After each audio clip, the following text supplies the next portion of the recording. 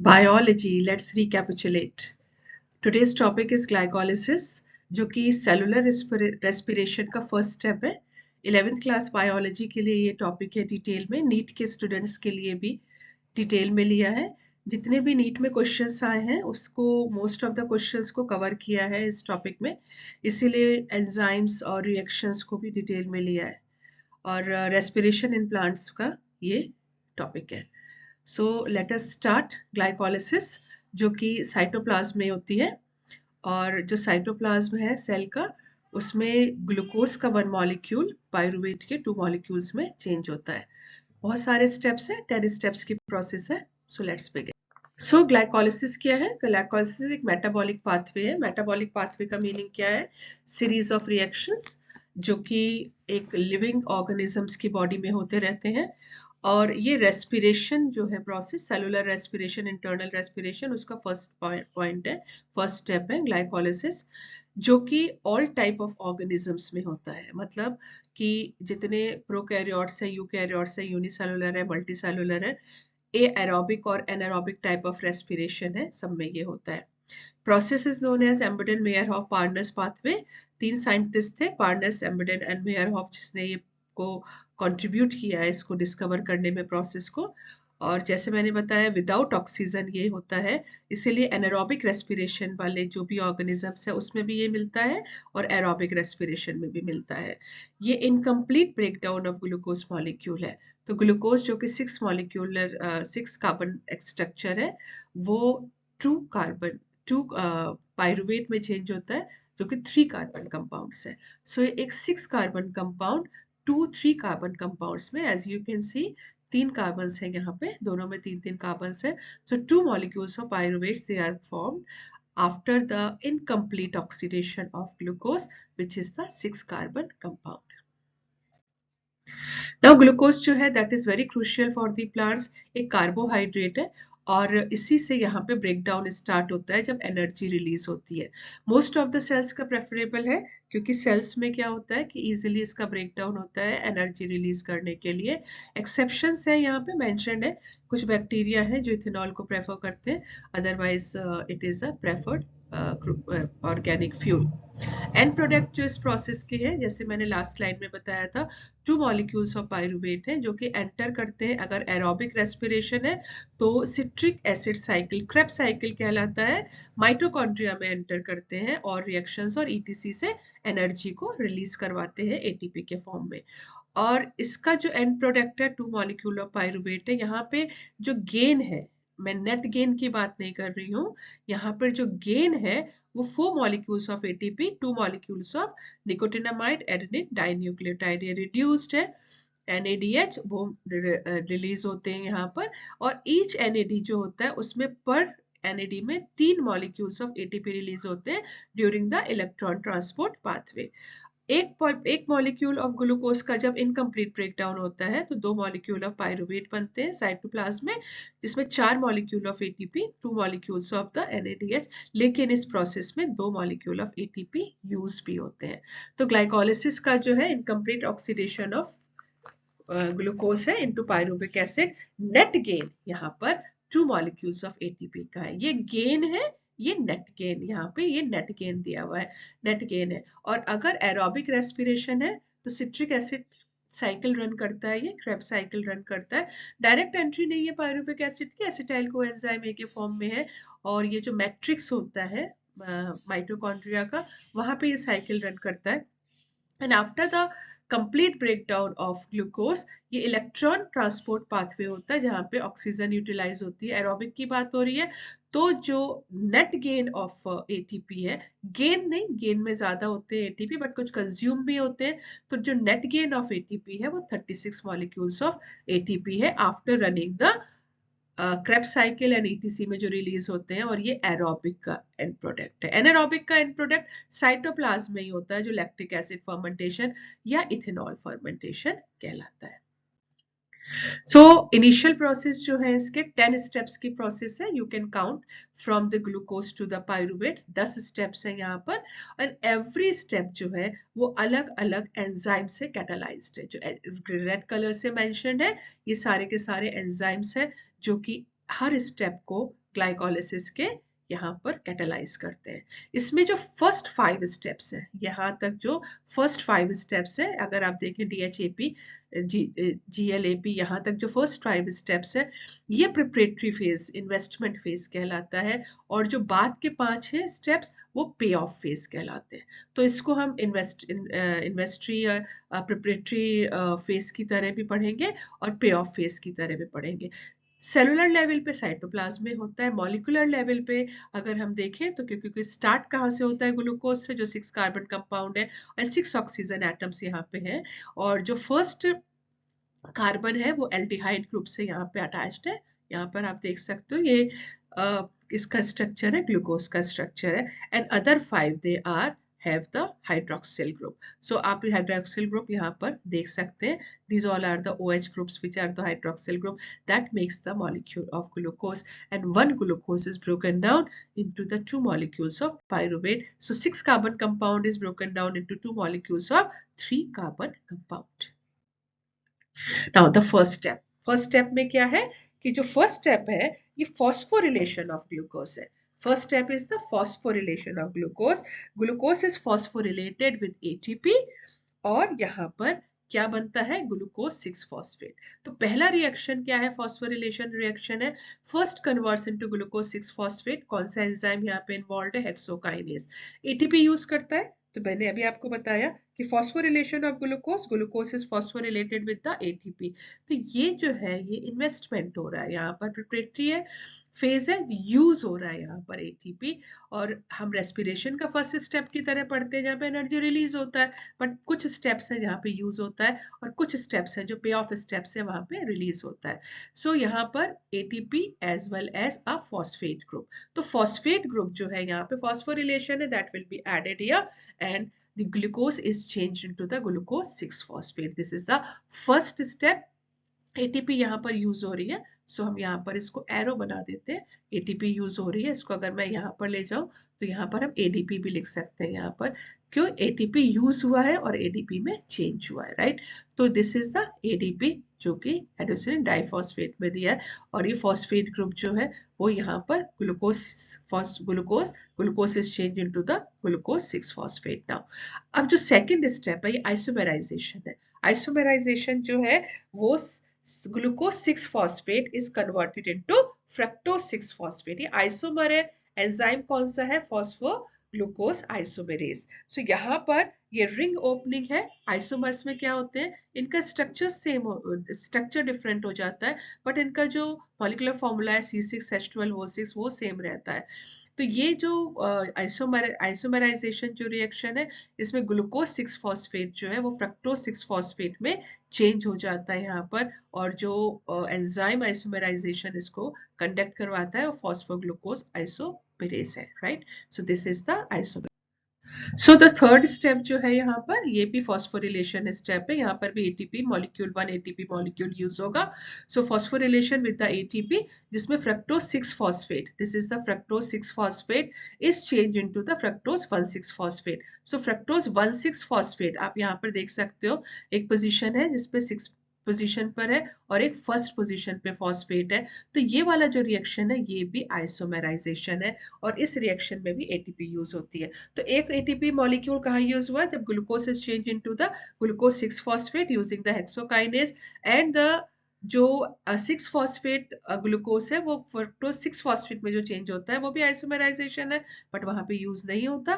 Third step में फिर से एक एटीपी यूज होगा, क्योंकि सेकंड स्टेप आइसोमेराइजेशन था, थर्ड फिर से फॉस्फोरिलेशन है जिसमें फ्रक्टोज 6 फॉस्फेट जो है that will B change into fructose 1,6 phosphate and phosphorylation with the 1 ATP molecule. So यहाँ पर बिल्कुल क्लियर है कि how it will be changed into fructose 1,6 phosphate. अब जो फोर्थ रिएक्शन है इसका, इसमें क्या है, फ्रक्टोज 1,6 फॉस्फेट जो है ये ring opening of the fructose 1,6 phosphate है which is cleaved into the. अब ये जो है ये दो में डिवाइड होगा. ये ring opening of the fructose 1,6 phosphate है. ये जो रिएक्शन है इसके बाद कौन इसे कंडक्ट करता है, फ्रक्टोज बाइफॉस्फेट एल्डोलेज इसको कंडक्ट करता है, और ये cleaved into the 2 that is glyceraldehyde 3 phosphate and dihydroxy acetone phosphate. तो ये जो फोर्थ रिएक्शन है इसमें di hydroxy acetone phosphate and glyceraldehyde 3 phosphate, ये दोनों प्रोडक्ट्स बनेंगे किसमें से, फ्रॉम द फ्रक्टोज 1,6 फॉस्फेट। और ये एंजाइम कौन कंडक्ट करवा रहा है, फ्रक्टोज 1 बाई फॉस्फेट एल्डोलेज। सो ये की ब्रांचिंग रिएक्शन है और इसमें ring opening of the F16 मतलब फ्रक्टोज 1,6 बाई फॉस्फेट है into the glyceraldehyde 3 phosphate and dihydroxyacetone phosphate. This is the fourth reaction of the glycolysis. जो इसका फिफ्थ रिएक्शन है वो क्या है कि DHAP जो डाइहाइड्रोक्सी एसीटोन फॉस्फेट है ये कन्वर्ट हो जाता है कौन किस में हो जाता है, ग्लिसरल्डिहाइड 3 फॉस्फेट में। तो ये जो रिएक्शन है फिफ्थ, ये भी आइसोमेराइजेशन है। आइसोमेराइजेशन आप यहाँ पर एंजाइम भी देख सकते हो, ट्रायोस फॉस्फेट आइसोमेरेज। इसको यहाँ पर आइसोमेरेज का मतलब है कि जो DHAP है यहाँ पे ऑलरेडी 1G3P था, ग्लिसरल्डिहाइड 3 फॉस्फेट यहाँ पहले ही था, क्योंकि जो फ्रक्टोज 1,6 फॉस्फेट था वो क्लीव्ड हुआ था किसमें, दो प्रोडक्ट्स में, डाइहाइड्रोक्सी एसीटोन फॉस्फेट में एंड ग्लिसरल्डिहाइड 3 फॉस्फेट में। अब जो ग्लिसरल डाइहाइड्रोक्सी एसीटोन फॉस्फेट है ये quickly rearrange to produce the second glyceraldehyde 3 phosphate. और यहाँ एंजाइम कौन सा वर्क करता है, ट्रायूज फॉस्फेट आइसोमेरेज। तो यहाँ पर 2 मॉलिक्यूल्स ऑफ ग्लिसरल्डिहाइड 3 फॉस्फेट हो जाते हैं। इस मॉलिक्यूल का आइसोमेराइजेशन हो चुका है, जैसे मैंने अभी आपको बताया कि this is the step of isomerisation of the DHAP to G3P। अब यहाँ पर जो नेक्स्ट स्टेप्स आएंगे, ये जितने भी फेजेस हैं, ये फिफ्थ रिएक्शन था जो कि प्रिपरेटरी फेज है। किसकी प्रिपरेटरी फेज है, ग्लाइकोलिसिस की, जो incomplete breakdown of glucose molecule है।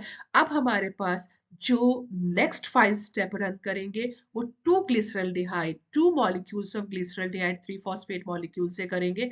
और ये जो पाथवे है ये सेम पाथवे जो है ये कंटिन्यू होगा। तो जो नेक्स्ट स्टेज है, this is the sixth stage, ये पे ऑफ स्टेज कहलाता है। पे ऑफ स्टेज का मतलब क्या होता है, यहाँ पे हमें एटीपी मिलेगा, मतलब एनर्जी मॉलिक्यूल्स मिलेंगे, रिलीज होंगे, बट डायरेक्टली एटीपी के फॉर्म में रिलीज नहीं होंगे, ये NADH के फॉर्म में भी होगा और दूसरा क्या होगा कि ATP के फॉर्म में होगा। तो जो सिक्स्थ स्टेप्स है ये oxidise, this is oxidised at the carbon first position of a carboxylic acid and then the phosphorylated at the first position to yield 1,3-biphosphoglycerate। फिर से इसको बताते हैं, यहाँ पर आप देख भी सकते हो कि ग्लिसरल्डिहाइड 3 फॉस्फेट डिहाइड्रोजिनेज, ये जो एंजाइम है ये रिएक्शन को कंडक्ट करवा रहा है, जिसमें glyceraldehyde 3 phosphate 2 molecules of glyceraldehyde 3 phosphate ये किस में चेंज हो रहे हैं, 1,3-बाइफॉस्फोग्लिसरेट में। तो यहाँ पर जो है oxidation eight the carbon 1 position पर है 2 कार्बोक्सिलिक एसिड की, जो कि फॉस्फोरिलेटेड है, then it is a phosphorylated. यहाँ पर आप देख सकते हो ये 1,3-बाइफॉस्फेट हो जाएगा, और ये यहाँ पे क्या था, ग्लिसरल्डिहाइड 3 फॉस्फेट था, थर्ड पोजीशन पे फॉस्फोरस था, यहाँ पे 1,3-बाइफॉस्फेट हो जाएगा। सो यहाँ पर जो स्टेप आएगा ये in the first position and then only it will yield, ये 3 पोजीशन पर ये क्या है, यहाँ पर oxidation, oxidised as the carbon 1 position to the carboxylic acid यहाँ पर होगा, then phosphorylated in the carbon 1 position and then phosphorylated मतलब यहाँ पे फॉस्फेट यहाँ पर ऐड हो गया एंड द कंपाउंड क्या बनेगा, 1,3-बाइफॉस्फोग्लिसरेट।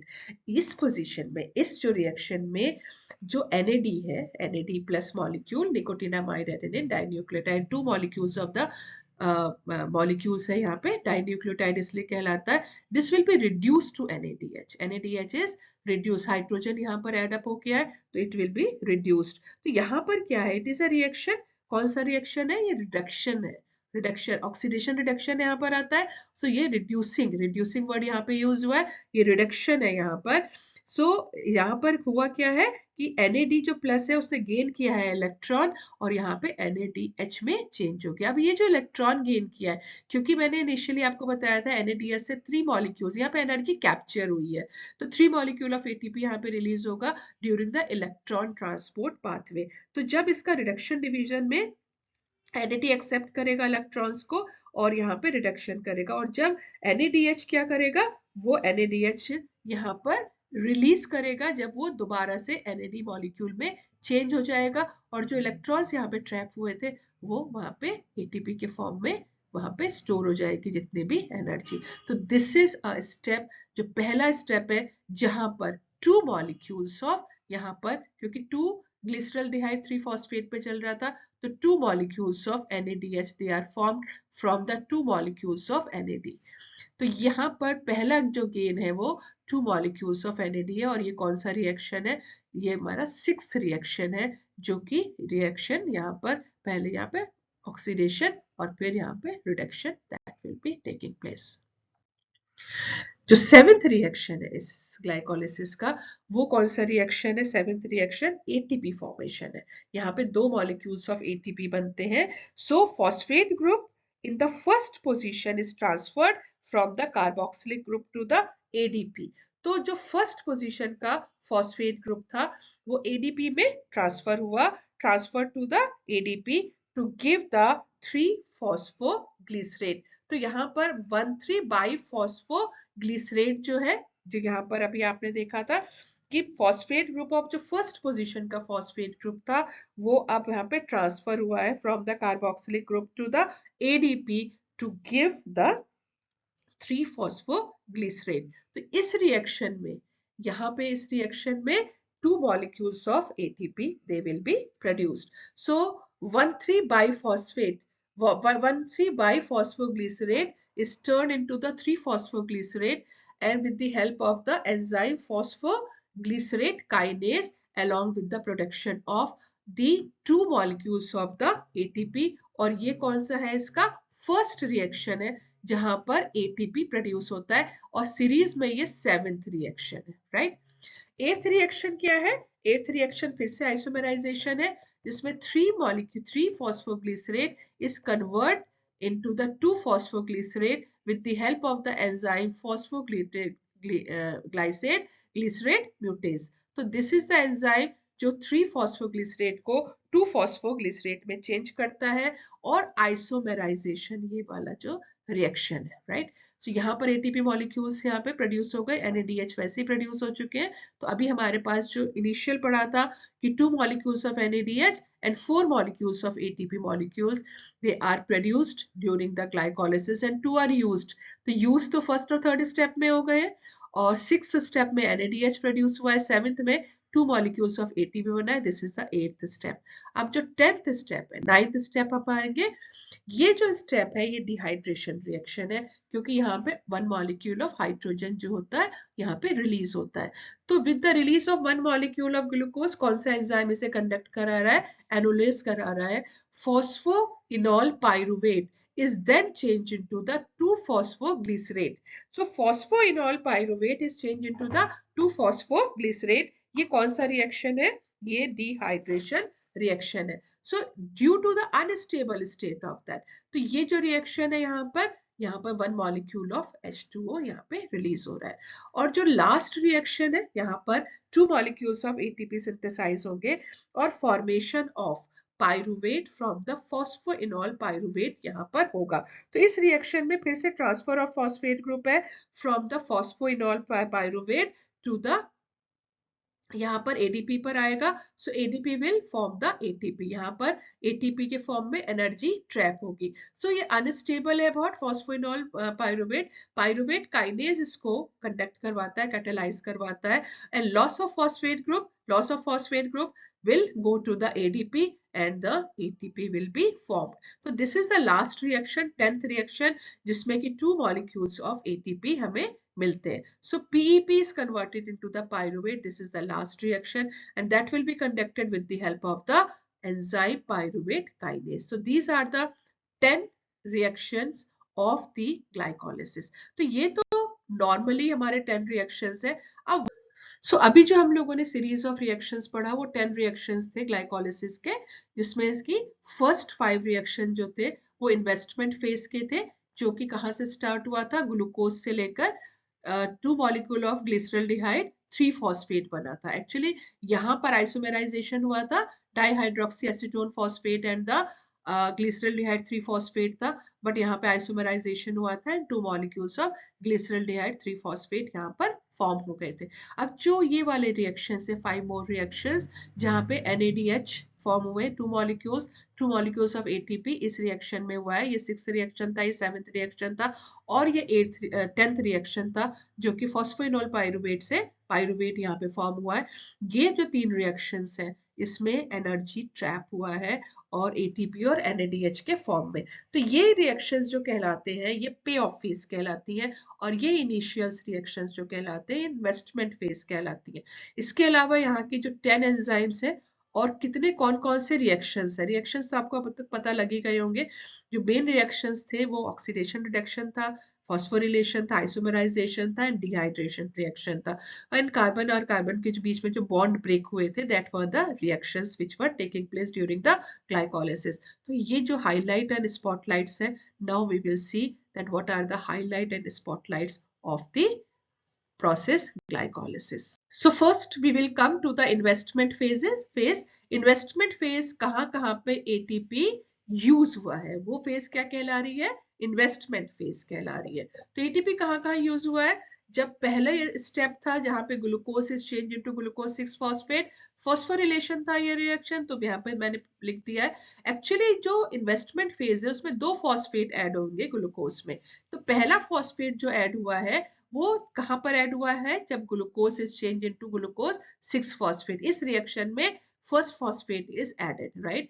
और यहाँ पर 2 मॉलिक्यूल जब फॉस्फेट ऐड भी हुए तो वहां पे ऐड किसके प्रेजेंस में हुए हैं, एनर्जी के, that is ATP, adenosine triphosphate. जो एनर्जी करेंसी है सेल की वो यूज होकर हुआ है, राइट। तो यहाँ पर इट विल बी, यहाँ जो फॉस्फेट है वो रिलीज हुआ है एंड दैट इज एडेड। तो ये जो रिएक्शन है ये फॉस्फोरिलेशन है रिएक्शन, किसके प्रेजेंस में है, हेक्सोकाइनेज की प्रेजेंस में है। और यहाँ पर एक फॉस्फेट ग्रुप ऐड हुआ है ग्लूकोज में and the product will be glucose six phosphate. ये जो स्टेप है ये ट्रांसफर ऑफ फॉस्फेट ग्रुप है where consumption of first molecule of ATP है, इसीलिए ये इन्वेस्टमेंट फेज कहलाता है। इरिवर्सिबल स्टेप है एंड ये जो है ये ट्रैप करता है ग्लूकोज मॉलिक्यूल को इन द सेल में, क्योंकि वो रेडिली पास जो सेल मेम्ब्रेन से है वो नहीं कर पाता है। And from the phosphoglucose isomerase 6 glucose six phosphate is change into fructose six phosphate. ये रिएक्शन नंबर 2 था। यहाँ पर कुछ होता नहीं है बट ये कंटिन्यूटी को, क्योंकि जो भी फॉस्फोरिलेशन हुआ है ये 2 रिएक्शन में, एक फॉस्फेट ग्रुप यहाँ पर ऐड हुआ है और अब जो ये सेकंड रिएक्शन है ये फर्स्ट रिएक्शन है और जो थर्ड प्रोसेस रिएक्शन है, तो ये कंटिन्यूटी मेंटेन करने के लिए I have mentioned it here कि इसके बाद ये इसको सिर्फ कंटिन्यूटी मेंटेन करने के लिए किया है कि glucose six phosphate is change into the fructose six phosphate isomerization with the help of this enzyme.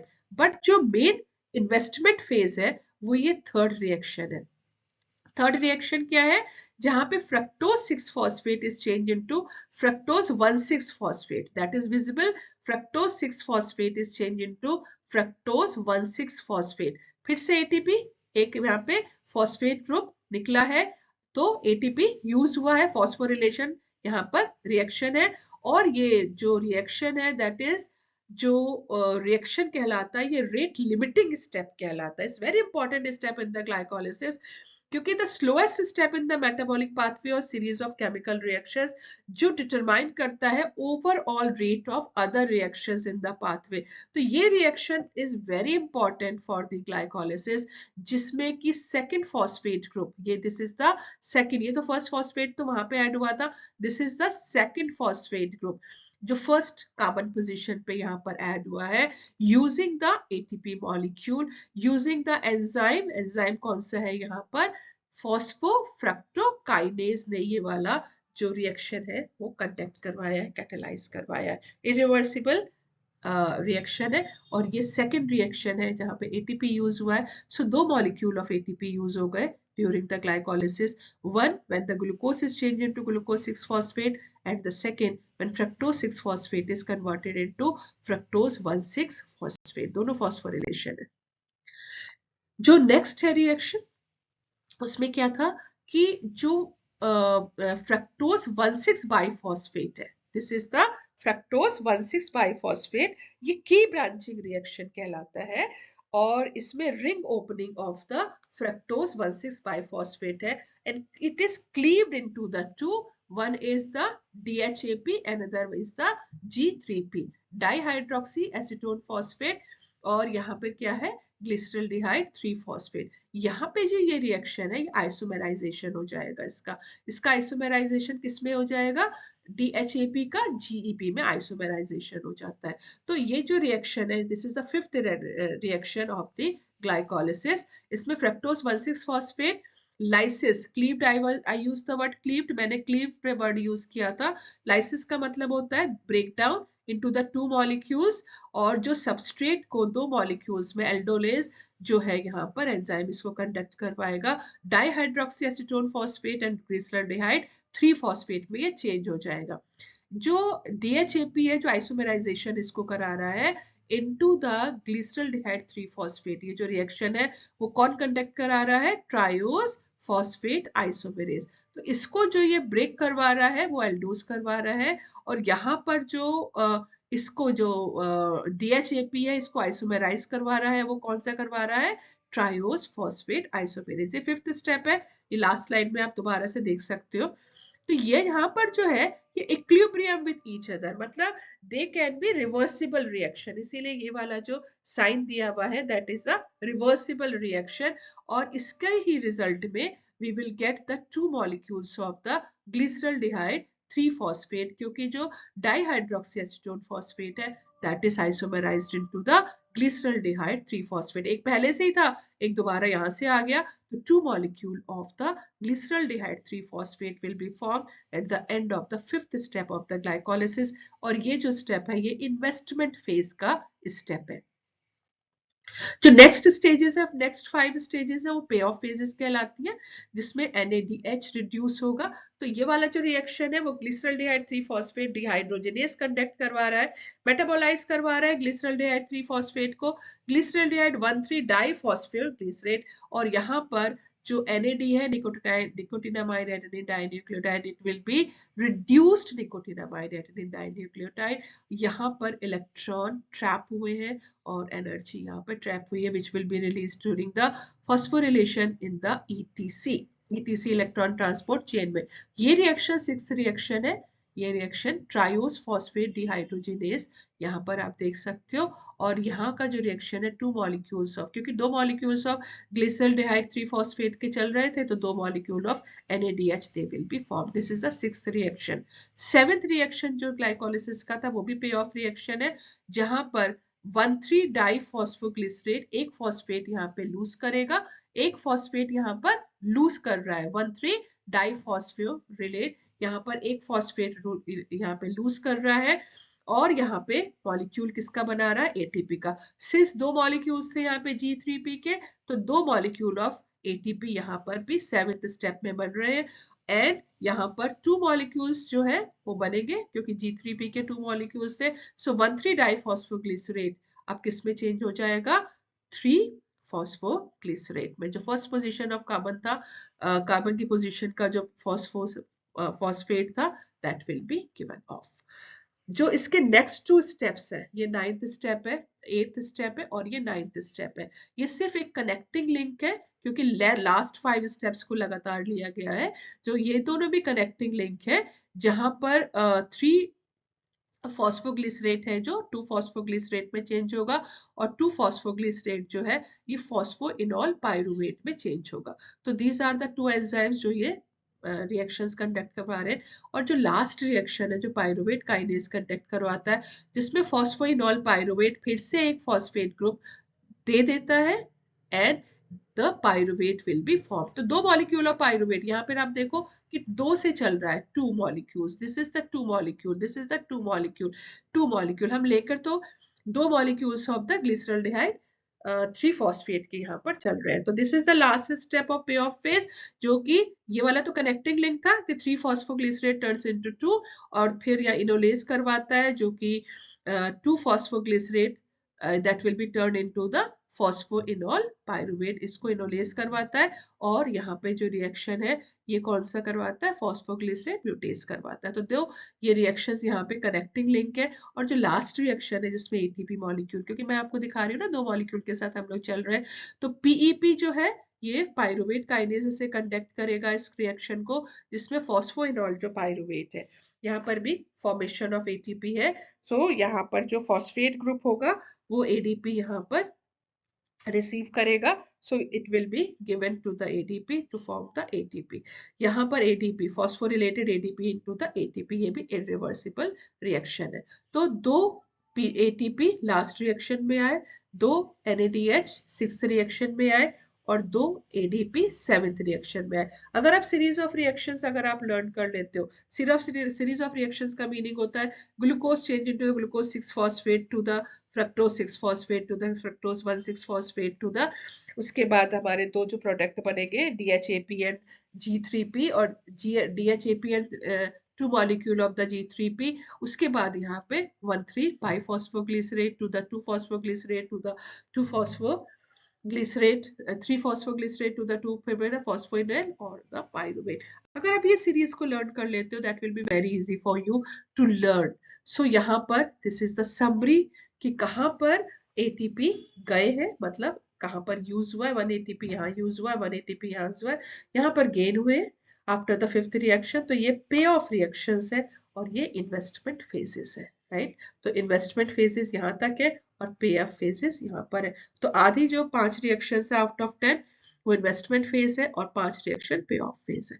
कौन कौन से जो एंजाइम्स है, यू शुड नो दैट कि फॉस्फोरिलेशन किसने करवाया था, हेक्सोकाइनेज एंड फॉस्फोफ्रक्टोकाइनेज ने। ये आइसोमेराइजेशन करवाया था फॉस्फोग्लूकोज आइसोमेरेज ने। एल्डोलेज वाला रिएक्शन जो था एंजाइम, इसने किसमें चेंज करवाया था, फ्रक्टोज 1,6 फॉस्फेट को यहाँ पे क्लीव्ड करवाया था, लाइसिस करवाई थी। फिर ट्रायोस फॉस्फो आइसोमेरेज ने DHAP को G3P में चेंज किया था। उसके बाद के पे ऑफ रिएक्शंस है जहाँ पे NADH रिलीज होता है, जहाँ पे ATP रिलीज होता है, ये दोनों इसके कनेक्टिंग लिंक्स है। और फिर पायरुवेट काइनेज में ATP यहाँ पे रिलीज होता है। So out of 10 these all are specific, मतलब कोई भी एब्सेंट होगा तो एक प्रोडक्ट दूसरा एक रिएक्टेंट दूसरा प्रोडक्ट में चेंज नहीं होगा।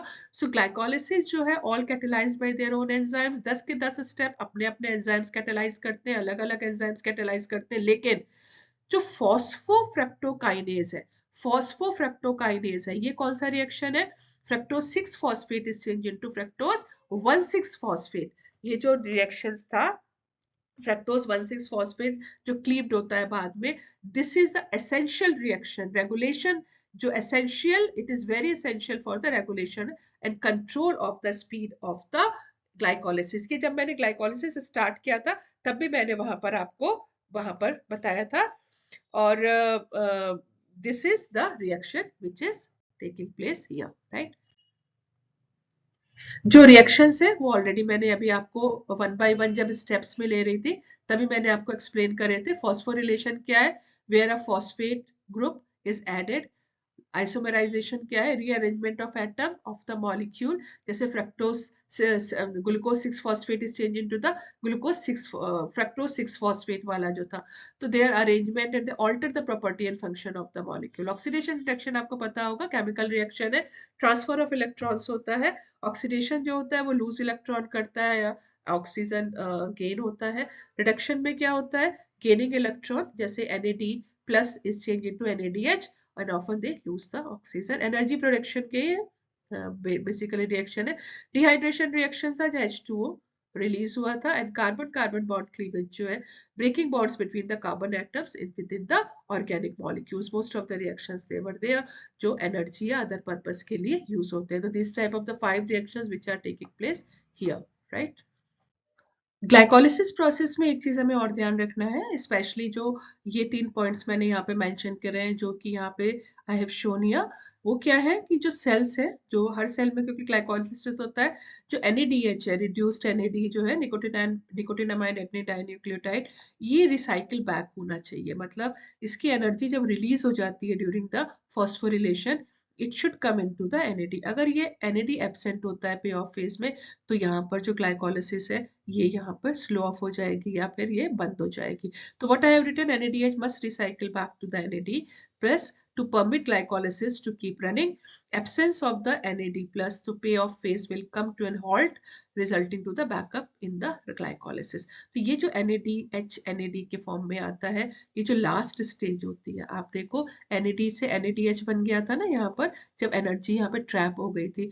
जब ये ऑक्सीडेटिव फॉस्फोरिलेशन होता है, जब ऑक्सीजन यूज होती है और NADH से ATP रिलीज होते हैं, तो यहाँ पे आप देखो NADH will release to the NAD plus, यहाँ पर पॉजिटिव यहाँ पर आ जाता है। तो एरोबिक रिएक्शन में ये रिसाइकिल बैक होता है ऑक्सीडेटिव फॉस्फोरिलेशन में। ये लास्ट स्टेप है इलेक्ट्रॉन ट्रांसपोर्ट चेन का, जहाँ पे ऑक्सीजन यूज होता है और ये चेंज हो जाता है, then it will be available कहाँ पर, माइटोकॉन्ड्रिया में। और ये जो एनारोबिक रिएक्शन है जो कि साइटोप्लाज्म में ही कंप्लीट होता है, जिसे फर्मेंटेशन कहते हैं, lactic acid fermentation and alcohol fermentation. ये जो रिएक्शन है ये glucose is change into the, जो ग्लूकोज 6 फॉस्फेट के बाद आप देखो पायरुवेट में जो चेंज हो रहा है, तो पायरुवेट से इथेनॉल बन रहा है। यहाँ पर आप देखो NADH यूज हो गया, एनर्जी रिलीज हुई है इस रिएक्शन को कंडक्ट कराने में, और it has come to the NAD। इसी तरह से लैक्टेट में भी ये यहाँ पर यूज अप हो जाता है। तो यहाँ पर जो गेन हुआ था ड्यूरिंग द ग्लाइकोलिसिस, वो यहाँ पर यूज्ड अप हो जाता है। तो NADH is changed into the NAD and that can run the cycle, right? This is the next step of that. So now what is the fate of the pyruvate? Fate of the pyruvate, क्योंकि common process है glycolysis, aerobic respiration में भी anaerobic respiration में भी। पहले aerobic respiration में देखते हैं जहाँ पे ऑक्सीजन अवेलेबल है, राइट? तो दो जो मॉलिक्यूल थे वहां पे इसको नेट गेन हुआ था, किसका, ATP का हुआ था। लास्ट प्रोडक्ट था pyruvate. Now acetyl coenzyme A के प्रेजेंस में it will enter to the Krebs cycle, और क्रेब्स साइकिल रन करके जितना भी यहाँ पर एनर्जी ट्रैप हुई है that will be released in the electron transport chain. तो नेट गेन जो होगा 1 मॉलिक्यूल ऑफ ग्लूकोज का इस के ETC के कंप्लीट जो ऑक्सीडेशन ऑफ ग्लूकोज होता है उसके बाद 36 मॉलिक्यूल ऑफ ग्लूकोज का यहाँ पे नेट गेन होगा। और अगर वो एनारोबिक रिएक्शन है तो ये जो है ग्लूकोज जो पायरुवेट में चेंज हुआ था that will B change into the lactic acid by using the 2 molecule of NAD। So net gain of the ATP यहाँ पे 2 मॉलिक्यूल ऑफ ATP का होता है। जबकि नेट गेन की बात करें, क्योंकि कुछ यूज भी हो रहा है कुछ, और नेट गेन जो यहाँ पर होता है वो 32 मॉलिक्यूल्स ऑफ मॉलिक्यूल से 36। इसको जब कैलकुलेट करेंगे देन ओनली इसको और ज्यादा क्लियर कर देंगे कि कैसे 32 molecules 36 molecules sometimes field study, तो वो यहाँ पर कैसे फॉर्म होते हैं, right? This is the summary of glycolysis. जो स्टेप्स मैंने अभी आपको बताया, इससे आप बिल्कुल directly all the 10 steps with the help of the enzymes, कहाँ पर क्या यूज हो रहा है, क्या लूज हो रहा है, क्या गेन हो रहा है, what is the molecular structure, कौन से एंजाइम्स यहाँ पर वर्क कर रहे हैं और कौन कौन से रिएक्शंस यहाँ पर चल रहे हैं, एवरीथिंग इज शोन हियर। जो कि ग्लूकोज का 1 molecule is change into the pyruvate का 2 मॉलिक्यूल्स में चेंज होता है। और एवरीथिंग जो मैंने लास्ट स्टेप से बताई थी, you can just go through, कहीं पर भी कंफ्यूजन हो, पे ऑफ फेजेस कौन कौन सी है, प्रिपरेटरी फेजेस कौन सी है, इसीलिए इसको डाला था। फर्स्ट 5 जो फेजेस होती है वो प्रिपरेटरी फेजेस है, जो नेक्स्ट 5 फेजेस है वो पे ऑफ फेजेस है, you can go through with that. So that is all. जो प्रेजेंटेशन है रेस्पिरेशन से रिलेटेड, ह्यूमन रेस्पिरेटरी सिस्टम जिसमें प्रोसेस ऑफ ब्रीदिंग भी एक्सप्लेन किया है, उसका लिंक ये है। सेलुलर रेस्पिरेशन, क्योंकि आई हैव टोल्ड यू कि सबसे पहले तो सेलुलर रेस्पिरेशन पढ़ेंगे, उसके बाद डिटेल में इसके स्टेप्स को लेंगे। तो प्रॉपर जो सेलुलर रेस्पिरेशन क्या होता है, कैसे होता है, वो कहाँ पर होता है, एनारोबिक और एरोबिक में, या प्लांट्स या एनिमल्स में, या लोअर एनिमल्स या हायर एनिमल्स में, एवरीथिंग इज एक्सप्लेन हियर। और ये मेरा थर्ड प्रेजेंटेशन है, that is the glycolysis. My next presentation जो कि डिटेल में होगा Krebs cycle. So I hope I have covered all the points जो आपके लिए जरूरी है। मैं क्विज भी डालूंगी, आप उसको ट्राई कर लेना एक बार इसको लर्न करके। And please like the video and subscribe my channel. Thanks for watching.